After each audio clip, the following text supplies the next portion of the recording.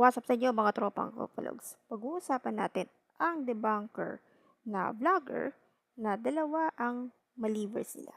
Siyempre, yung isa yung mukhang edits na Sunny Vito ng Pilipinas na malapit din mademanda ng copyright dahil malalaman ni original Sunny Vito ang editorial skills. Siyempre, edits AC. Yung tungkol din sa Payaman.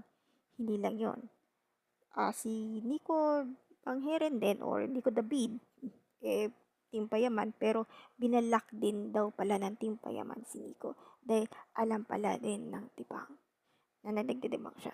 Yun lang. Pero eto nga, may mga update ako pala daw kay Nico Panghe na isa doon ay humamon si Michael Teodoso.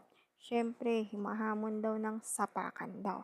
Tinawag nga daw ni Nico Panghe na tabatry na vlogger. Alam ko kasi ang issue na yan about sa mga inasal. Hindi ko na lang habaan na lang ito. Well, yun nga lang maaaring mangyari.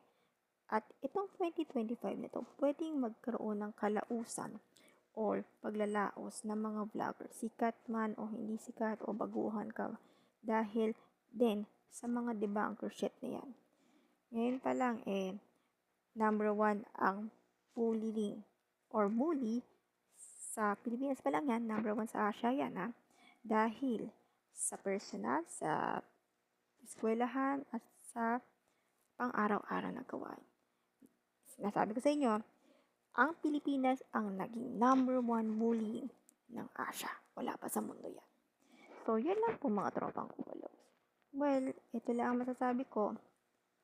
Baka may magbabago pa. So, yun lang po mga tropang kupalos.